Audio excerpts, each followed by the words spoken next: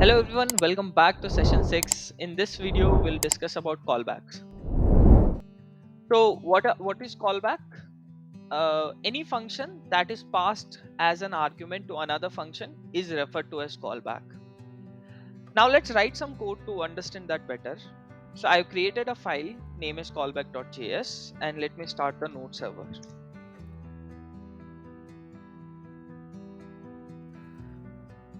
Now, let's create a normal function called getUser. What a getUser method has is uh,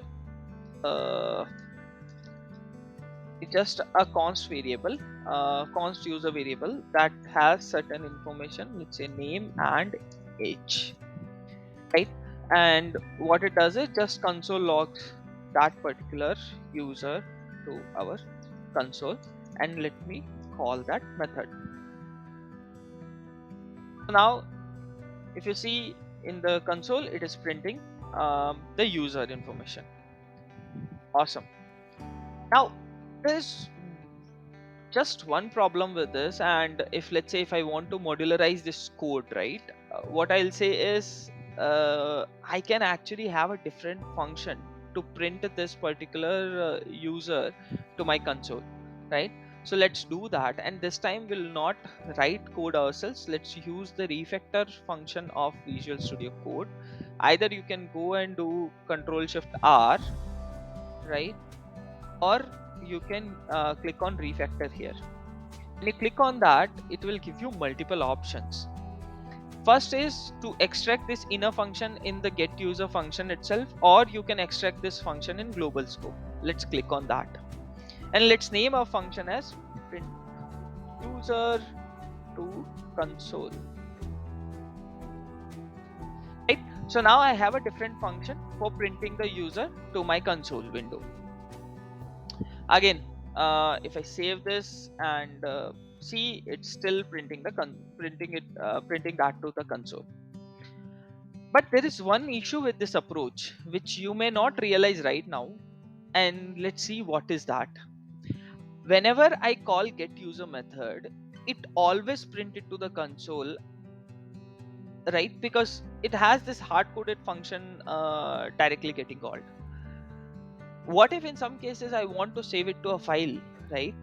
So I cannot do this with this particular option. Easy peasy solution would be, okay, let me get this function, copy paste this function and call get user and save it to file, right? And here I'll just call save to file method, which just does the same thing. Let me just add save to file, and what it does is console logs user, and also it does one more operation. Let's say right now console log save to file, right? So now you are going to call this method directly, and that's it. Like, that solves the problem, right? Why I need to have a different what's not achievable? But this is not right. Why it is not right is because this particular piece of code that you have written, right, um, it's something that is right now, it is just a const variable that you have declared, but think of it like a multiple line pieces of code which you are executing, uh, which is doing the same thing here, right? So rather what you that is where the callback comes in very handy, right? So let's say let me define a callback, right? So callback, as per definition, they are a variable, input parameter to the function, and they are getting called in the function. And let's say I have this print user to console, right? That function I can pass in as a parameter to this guy, right? Now what the get user will do, it will just print it to console. It's just calling this method, and in this also let's add one more line so that it's save to file as well as call this print to console, right? Now it's printing it to console.